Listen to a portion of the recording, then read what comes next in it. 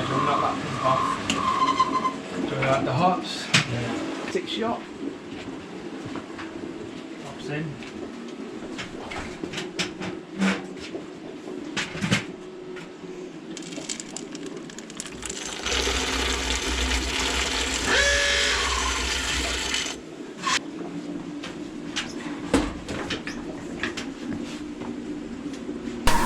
So we're in, well, on the outskirts of Preston. Is New Longton village. With Chain House Brewing.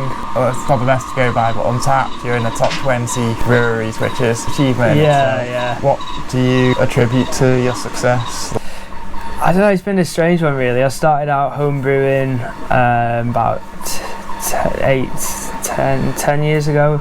And just sort of 5 years ago decided to bite the bullet, buy a bigger kit, and then I don't know, it's just I've got a full-time job, so it gives me sort of I don't have to rely on the income, or I don't have to rely on the business of selling the beer to bring in the money sort of thing. It's still a hobby, so I can put all the time and effort into it I want, because it's my own personal time. Like I read that you started brewing in your parents' garage.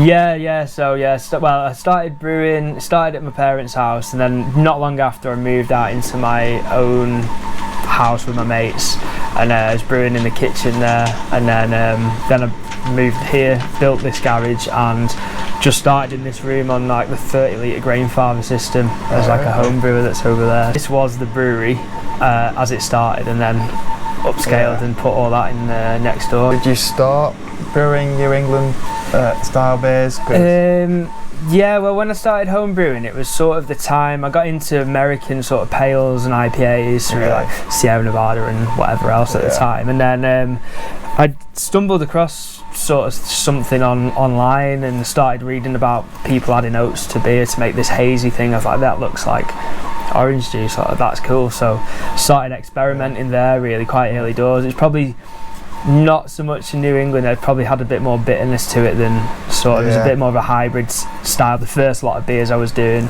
And then when Cloudwater first, I went to Liverpool Craft Beer Expo back in I think 2014 when Cloudwater were pouring there, so that was sort of a massive eye-opener, like, oh, this is like some real juicy sort of pale ales, and tried replicating some of this stuff, and it was more, I've always done pales, but the New England side of things was, it still is, like, a lot of my beers look like a New England style, but a bit more hybrid. I like a bit of bitterness to a beer as well, so I don't strictly call them New England beers. Do you ever go back to West Coast IPAs? Yeah, I recently did a pale ale that was like based loosely on like that style, based loosely on Sierra Nevada. And it went down really well. I really enjoyed it myself, and I definitely into that. Sometimes you get a bit like clean and sickly, I think, too many sort of New England styles. That's why I'm I like the hybridist sort of, still like a bit of haziness to it, a bit of juiciness, but still like a nice bitterness to round it off rather than just a sweet sort of beer. Well, I do know Preston semi-well here, and has got quite an up-and-coming beer scene. Yourselves, Rivington, a few like good craft beer bars. Does that definitely help? I'd say so. When I was first, like I said, when I first set up the business, I was only brewing on the grain father, so I was selling 20-litre kegs one at once. So there was like one place in Preston called the Moorbrook that was taking it, and then Plug and Taps opened up not long after. We started similar times, so it was nice to have an outlet for what I was doing. That definitely helped me out, otherwise I'd have probably been struggling. This is the Old Faithful, so that was the sort of Mark 1. I actually got that on pre-order before it came out, so that's the first generation pre-sale model. So that was like literally the first grain father that was released, really. So so do you research them before to? So when I started brewing, I did a couple of stovetop, syrup kits, if you will, but then I started adding hops to that, and then looked into, I was going to build my own sort of brewery, and then at the time of looking at building like a little homebrew kit with whatever. I've stumbled across these, so this obviously started in New Zealand, so you couldn't get them in the UK, but there was a pre-order so for the UK. So when I looked into the cost of building my own and then looking at an all grain all-in-one, this was sort of the only thing on the market at the time. So I thought, rather than messing around building my own, I might as well buy one that's sort of ready to go. And it was out in New Zealand first, so there were some videos on it and it looked perfect. So yeah, went for it. It's pretty expensive, but at the time it was mega, but don't regret it at all. Yeah, that's where it started really. If you want to talk me through this beer. So that is Look Closer, 6% New England IPA with Citra, Rakow and Strata. I went for like something a bit more dank and juicy. Do you just constantly experiment, or are you trying to like hone down on a specific beer? Yeah, I like to just experiment really. I really like to mix hops up and see what they do with each other. Done a couple of single hop beers, which hops I've tried other people's beers, say if they've mixed a couple of hops together and said, that really works, and try and experiment myself. And yeah, I don't know, I just like experimenting, like you say. Yeah, it's I don't want to. The idea of brewing the same thing over and over again just sounds tedious to me. So, if I understand breweries do it and they have a core range, but the size I'm at, I don't really feel a core range is going to do me any favours really. Just experiment. And I've rebrewed the same beer twice. If I do like it, I'll go, that went down really well. I'll rebrew it and maybe tweak a couple of things. And you can use some of the similar sort of malt bases and change the hops up, so it's a similar beer but it's different because of the flavours and stuff. But I don't know, I just like playing. It's kind of like homebrewing really, just on a bigger scale. Have you ever been tempted to go down the sort of milkshake, lactose route? No. I'm not into lactose. I'm vegetarian myself, and all my beers are vegan. A, because I've got a lot of vegan friends, and B, because I don't like lactose in beer really. Well, that's one of the main arguments for hazy IPA. Well, traditionally when I first started brewing, there was you're looking at these findings and being a vegetarian.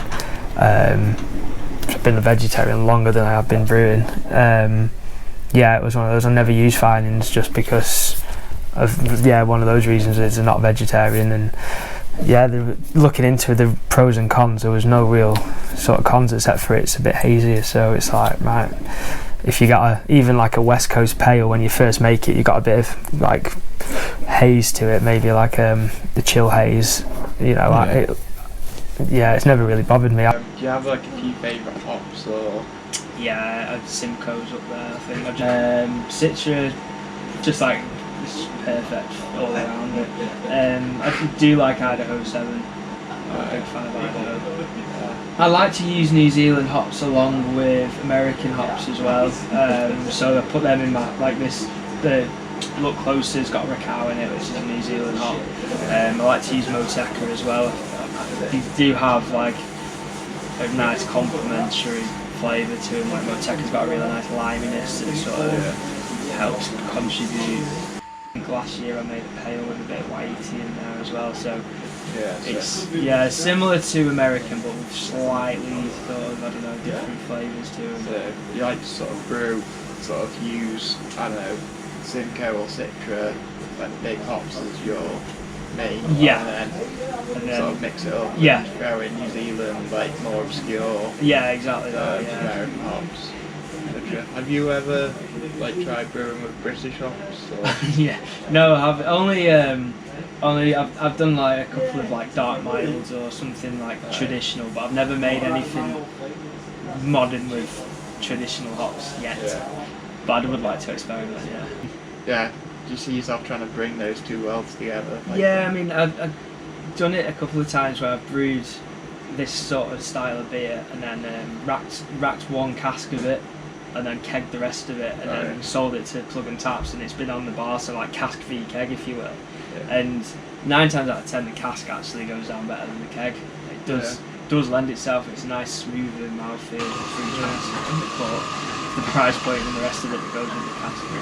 Yeah, I mean, it's like you got DIY or die, so you want to talk through this bit. Yeah, so some friends of mine run TNS Records, so we were just out drinking and chatting how it'd be cool to sort of combine, like you say, a non-brewery, like non-beer related industry, like a record company with beer. So, you know, if you go to a gig, you like to drink beer. So we thought, why not come together, make a beer that you'd like to session on while watching your like favourite bands and things like that. So we came up with this 4.5% pale ale. As like, just like it's got a bit of haziness to it. It's a proper American pale, but not too bitter. So it's sort of we wanted it so even people that have never even maybe tried craft beer would go, oh, this is different. I want to seek more of this sort of style. So just an all-arounder for everyone to enjoy. This is the brewery. Currently got a 3-barrel cat set up, hot liquor tank, new oversized mash tun, so we can get some sort of bigger beers in there. The old mash tun was a bit too small to get any sort of decent strength beers out. Kettle, and then our 4 fermenters, so 300 litre fermenter that's got a colchon at the moment, and then 3 450 litre fermenters, so they're all currently full with a table beer, double IPA we brewed today, and the Simcoe Pale Ale that brewed last night. So so that's the max output we can get, just these 4 fermenters. Hopefully in the new premises we can get another, looking at getting rid of the small fermenter and getting another 450 litres, so that'll be sort of 800 litre a month output then, which is a decent enough amount. So all in this tight space. You've done well. Brewed in various homes and garages, etc. Got bigger and bigger. Now you're looking to launch a tap room. Could you explain about the location and? So I've found a premises in Preston, pretty much in the middle of Preston.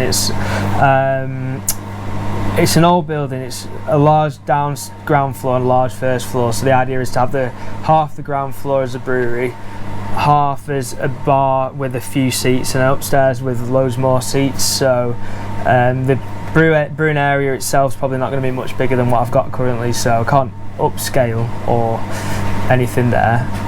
But it's a kind of a space. It'd be a nice space to be able to brew, and for people to see the actual brew kit and something a bit different. Well, different for Preston anyway. There's no brewery taps in the centre of Preston. But Preston seems to, like in a lot of things, quite independent. Yeah, that's it. And I've said it before. It'd be kind of cool for people to want to come to Preston rather than people leaving Preston to go to Manchester. It's like I'm saying, I jump on the train because it's half an hour to Manchester. It's loads of cool places to go. Like, why can't we make Preston into that sort of place where people come? Do you have a certain vibe you're going for with the design? I just want a pretty chilled one. My idea is to have just loads of pale ales. When I go out, all I want to drink is sort of lower ABVs. And you go to, there's a few bars you go to and you've got all these dippers and tippers across the board, and you're like, I love them, but they're too big for a session. So I'd like good amount of different pale ales, West Coast, East Coast, mountain, whatever you want to call them. And it's going to be an industrial place. It's an old building. Apparently it used to be a brewery 150, 200 years ago, so it'd be nice to keep a bit of tradition in there. You can see the old wooden joists in there and stuff. So. Do you know much about the brewery that was there originally? No, I can't find any information. There used to be next door, there's a pub that's been knocked down years ago, and I think it was that pub's brew house, if you will. Right, back in Preston there was hundreds of breweries all over. So each pub had their own brewery, so I think it was a brew house for the pub. But I can't really find much information. It was a bit of a naughty end of town, if you will. It was a bit of a rum place at the time, so. I think that's where all great breweries started. Yeah. And do you see yourself as sort of continuing or trying to bring back that tradition in a way? It'd be cool to find more information. It'd be nice to do some specials, like I said, I brewed a dark mild, and it'd be cool to find an old recipe or something and bring back some sort of tradition as well, but in a new school way. Did you reach out to the landlord, or did the landlord reach out to you?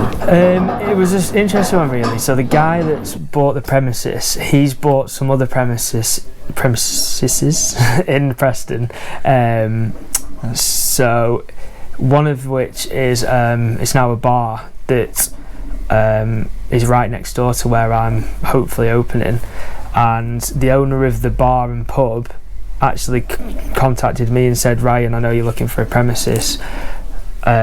This investor's buying the place next door. I think it would suit what you want to do, sort of put a brewery in there and a tap room. So I said, yeah, sounds great. He said, right, I'll send him your number and give him a message, and then arranged to meet this guy and said, this is my plan. And he went, oh, sounds cool, interesting. So he's basically buying premises in Preston for independent businesses to move into and sort of open up, and making it more accessible, I think, for someone like me that's, there's not a lot of money in the business at the moment, so I can't really just afford to start renting a 20 grand plus place a year.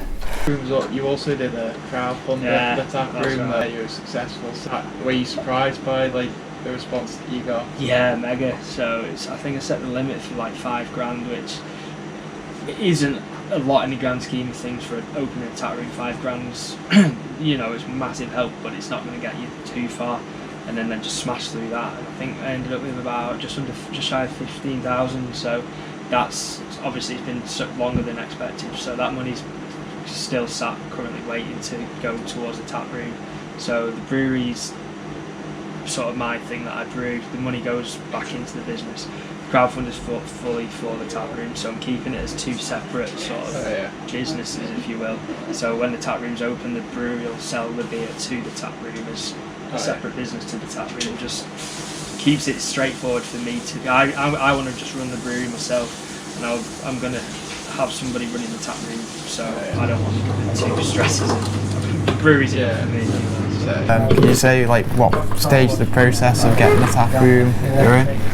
The application for change of use from a domestic premises to the brewery tap got sent into the council, so I don't really know what the process is, but I'm assuming we wait to see if anyone's got any rejections, and then once it's been approved, start the work, I guess. So hopefully being I don't want to put a date on it, because last year I put a date on it and it's almost 6 months past the date I said, so hopefully before summer anyway we'll be in there. Okay, so pretty quick. I'm hoping so. As soon as all the legalities and stuff are through, at least the tap room side of things. The brewery side, because you need to change the HMRC and all that side of things, can make the space for the brewery and still have the tap room open, and then move the brewery in, because I need to make sure obviously all the tanks are empty, and don't want a massive lead time between finishing brewing and then getting it back up and running. So it might take a couple of months to move it, so I need to make sure I've got some beer in stock and all the rest of it.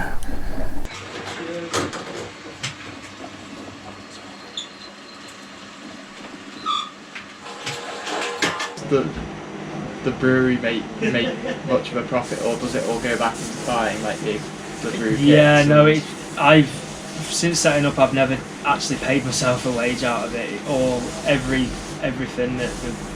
Everything we've made goes back into buying a new fermenter or this, that and the other. There's always something.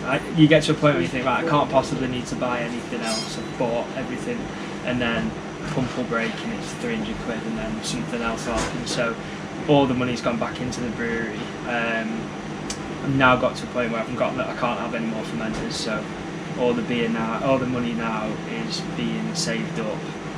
Well, when I made these beers and sold them, it'll be saved up to fund the tap room and things like that. Do you ever think that you're gonna quit your job and start? I don't know. It's nice to have the sort of safety of having a full-time job, but the actual logistics of having a full-time job and running a brewery is pretty hard. I always said I wouldn't do because I thought it'd take the fun out of it, but I could do. I don't think it would do. I do enjoy it enough to make it not my job, make it more of a nice hobby, you know.